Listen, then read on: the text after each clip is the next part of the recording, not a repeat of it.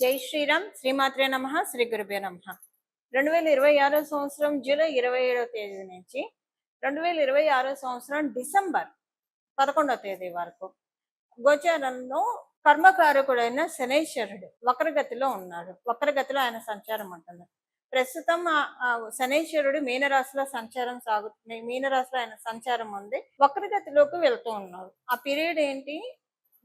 మనకి July ending నుంచి December first 10 days వరకు ఉంటుంది. ఆ తర్వాత మళ్ళీ నార్మల్ గా ఆయన సవ్యగతిలోకి వస్తారు. శనీశ్వరుడు వక్రగతిలోకి వెళ్ళడము ఒక స్పెషల్ ఇంపార్టెంట్ థింగ్. అన్ని గ్రహాలు వక్రగతిలోకి వెళ్తాయి, కానీ శనీశ్వరుడు ఇప్పుడు మేజర్ ట్రాన్సిటింగ్ ప్లానెట్స్ ఉంటాయి. గురు భగవానుడు వక్రగతిలోకి వెళ్ళిన, అతిచారంలోకి వచ్చిన, శనీశ్వరుడు వక్రగతిలోకి వెళ్ళిన, అలాగే రాహుకేతువులు ఎప్పుడు కూడా వక్రగతిలోనే ఉంటారు. వాళ్ళకి డైరెక్ట్ ఉండదు. ఎప్పుడు వాళ్ళు వక్రగతిలోనే వాళ్ళ సంచారం ఉంటుంది. సో గురు శనులు ఇద్దరిది కూడా వక్రగతి ఒక స్పెషల్ ఇంపాక్ట్ సూచిస్తుంది. ఏంటంటే ఇప్పుడు అంటారు కదా, కొన్ని తారుమారు అవుతూ ఉంటాయి. ఏం తారుమారు అవుతూ ఉంటాయి? శనీశ్వరుడు వక్రగతిలో ఉండడం వల్ల కొన్ని రాసుల వాళ్ళకి ప్లస్, మైనస్ అని చెప్పను కానివ్వండి, కొన్ని రాసుల వాళ్ళకి యావరేజ్ ఉంటుంది, కొంచెం బిలో యావరేజ్ కూడా ఉంటుంది. అంటే లాభపడే రాసుల వాళ్ళకి. ఇప్పుడు ఏ రాసుల వాళ్ళకి ప్లస్ అంటే, ప్రస్తుతం ఏలినాడు శని జరుగుతున్న రాసులకి ఆయన వక్రగతిలోకి వెళ్ళడం చాలా ప్లస్. అష్టమ శని జరుగుతున్న వాళ్ళకి ఇది ప్లస్. అర్ధాష్టమ శని జరుగుతూ ఉన్న వాళ్ళకి ఇది ప్లస్. అలాగే కంటక శని ఎవరికైతే ఉందో వాళ్ళకి ప్లస్.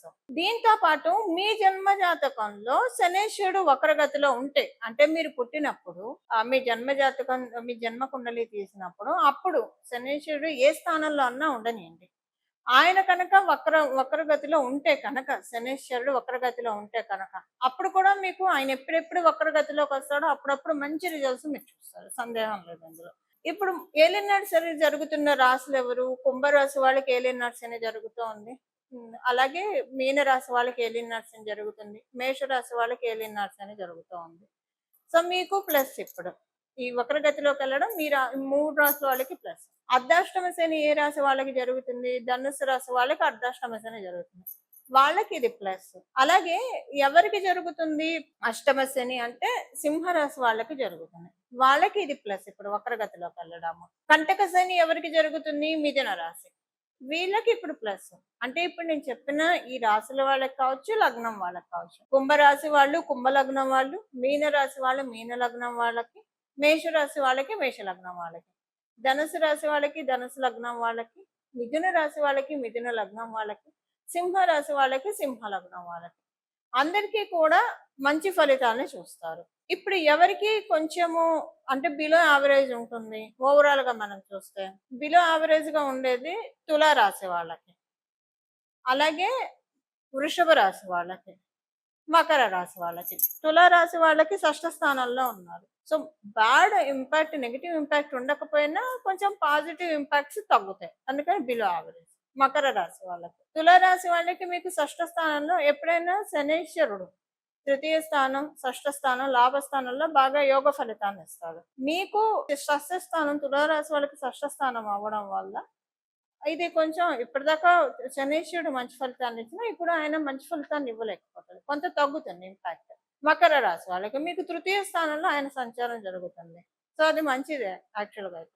కాకపోతే ఇప్పుడు దాని ఫలితాన్ని తగ్గిస్తాడు. అంటే ఏ విషయంలో తగ్గిస్తాడు?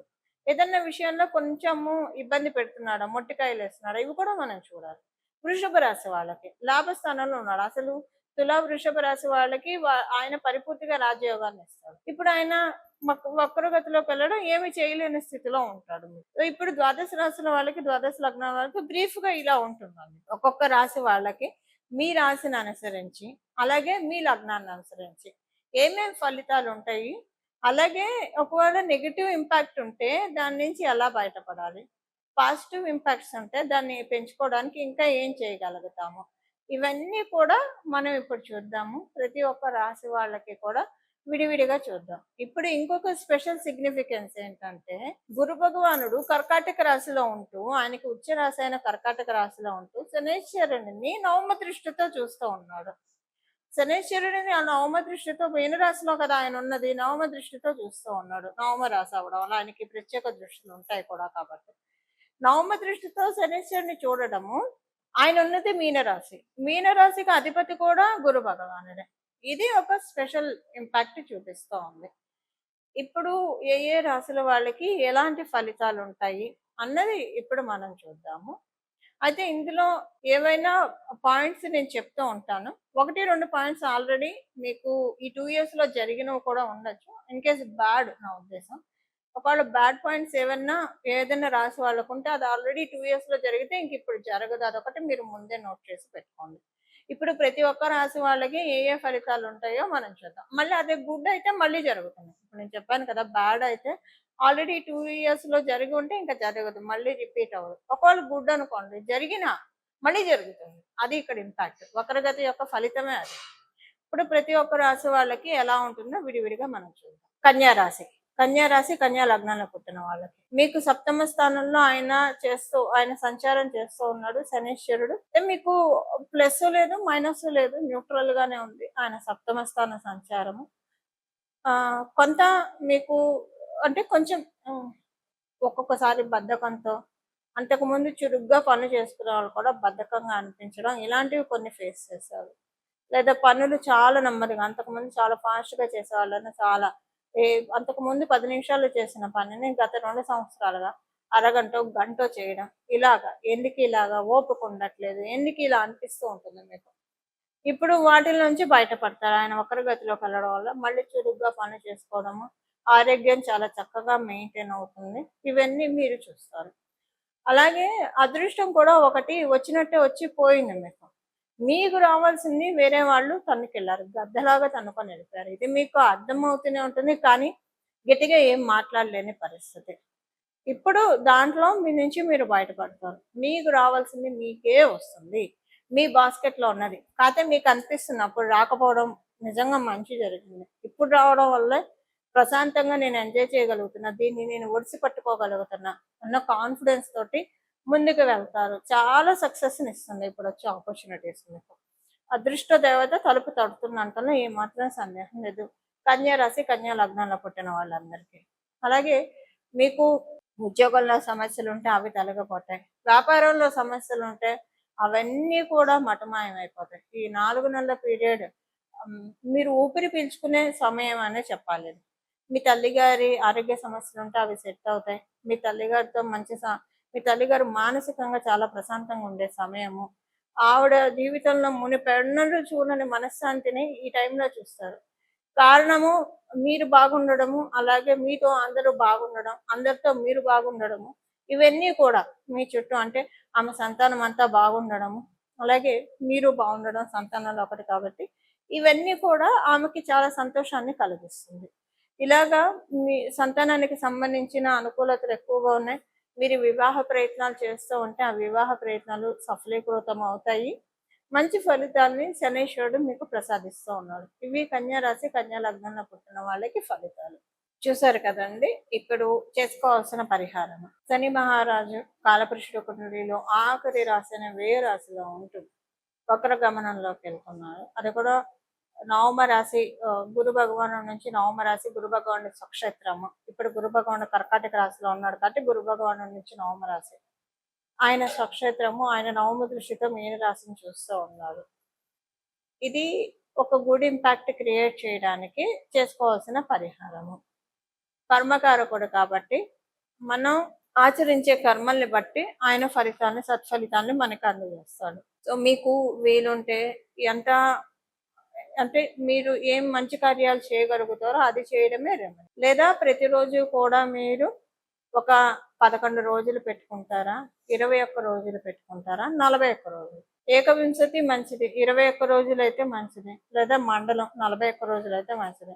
మీకు కుదరదు అంటే 11 రోజులు. ఇంకా 11 రోజులైతే కంటిన్యూగా చేయండి. 21 రోజులైనా అంటే ఆడవాళ్ళైతే 11 రోజులు కంటిన్యూగా, మగవాళ్ళైతే 41 రోజులు కూడా కంటిన్యూగా చేయగలుగుతారు. బట్ ఆడవాళ్ళ సంగతి నేను చెప్తున్నా. ఒక 11 రోజులైతే కన్ఫర్మ్ గా కంటిన్యూగా చేయగలుగుతారు. 21 రోజులు కూడా ఒక్కోసారి కంటిన్యూగా చేయగలుగుతారు. 41 రోజులు అంటే వాళ్ళకి కంటిన్యూగా అవ్వకపోవచ్చు. బట్ అయినా పర్వాలేదు, మధ్యలో ఒక 4-5 రోజులు బ్రేక్ వచ్చినా మళ్ళీ కంటిన్యూ చేయొచ్చు. చేయాల్సింది ఏంటంటే ప్రతిరోజు మీ ఇంటి దగ్గర ఉన్న దేవీ దేవతల ఆలయానికి వెళ్ళి అక్కడ నవగ్రహాలు ఉంటారు కదా, నవగ్రహాలు ఉంటాయి కదా, అక్కడ మీరు ప్రదక్షిణ చేయాలి.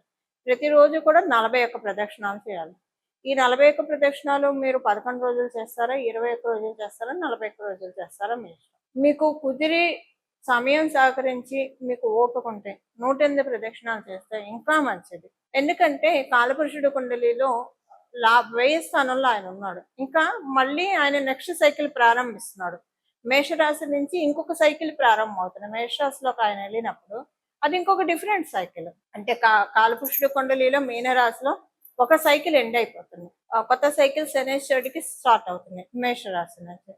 సో మేషరాశి నుంచి మళ్ళీ మీనరాశిలోకి అంటే మళ్ళీ రావడానికి 30 సంవత్సరాలు ఉంటుంది. ఈ 30 సంవత్సరాల్లో మనకి ఇబ్బంది లేకుండా బాగా ఉండడానికి this is the right time.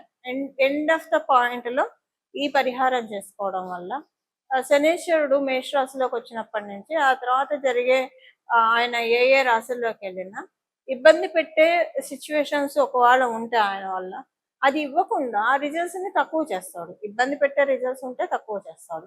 కానీ ఏదన్నా మనకి బ్లెస్సింగ్స్ ఇచ్చేవి ఉంటే వాటిని చక్కగా ఇస్తాడు. ఇబ్బంది పెట్టేవి యావరేజ్గా చేసేస్తాడు. అలా చేయడానికి ఇప్పుడు మనకి ఇది అత్యద్భుతమైన సమయం. దానికి కారణం ఏంటి? 30 సంవత్సరాల వరకు ఎందుకు సెక్యూర్ అని చెప్తున్నా, ఇప్పుడు గురుబలం కూడా ఉంది. గోచారంలో మనందరికీ ఇప్పుడు గురుబలం ఉంది. కర్కాటక రాశిలో ఆయన ఉండడం వల్ల, ఉచ్చ రాశిలో ఉండడం వల్ల, అది కూడా ఆయన మీనరాశిని దృష్టి పెట్టాడు కాబట్టి నవమ దృష్టితోటి ఒక 30 ఏళ్ళు స్ట్రాంగ్ అండ్ సెక్యూర్ చేసుకోవడానికి సింపుల్ రెమెడీ. మీకు కుదిరితే 41 రోజులు చేయండి. ప్రతిరోజు 108 చేయండి. చాలా మంచి రిజల్ట్స్ చూస్తారు. 21 రోజులు చేయండి, 108 చేయండి. లేదా 11 రోజులు చేయండి, ప్రతిరోజు 108 చేయండి. లేదా 41 ప్రదక్షిణాలు చేయండి. మీరు ఎంత ఎక్కువ ప్రదక్షిణాలు చేస్తే అంత మంచి ఫలితాలను మీరు తీసుకోగలుగుతారు. మీకు ఆరోగ్యం సహకరించట్లేదు, 3 ప్రదక్షిణాలు అయినా చేయొచ్చు. లేదు వెళ్ళలేరు, మీరు దేవాలయానికి వెళ్ళలేరు, అప్పుడు గోమాతని దండం పెట్టుకున్నా కూడా మీరు అందరి దేవతల్ని పూజించినట్టే. సకల గోమాతకు ఆహారం తినిపించడం ఏదైనా చేయొచ్చు. బట్ ఆ అవకాశం ఉండి ఓపుకున్న వాళ్ళు నవగ్రహ ప్రదక్షిణ చేస్తే మంచిది. నవగ్రహ స్తోత్రం ఒక 9 సార్లు చదువుకోవడం, అంటే ఒక్కొక్క గ్రహానికి ఒక్కొక్కసారి చొప్పున 9 సార్లు చదువుకుంటే చాలా మంచిది. అక్కడ మీకు గుళ్ళల్లోనే రాసి పెట్టేస్తారు ఒక బోర్డు మీద నవగ్రహ స్తోత్రాలు. ఒక్కొక్క గ్రహానికి ఒక్కొక్క స్తోత్రం రాసి పెట్టేస్తారు. అవి కూడా చదువుకుంటే మంచిది. ఇలా చేస్తే కనుక చాలా చక్కటి సత్ఫలితాల్ని అందుకోవడానికి అవకాశం ఉంటుంది. ఈ విధంగా భగవంతుడి యొక్క పరిపూర్ణ కృపా కటాక్షాలని మన అందరం కూడా పొందాలని చెప్పి మనస్ఫూర్తిగా కోరుకుంటూ మంగళం. నమో భగవతే వాసుదేవాయ.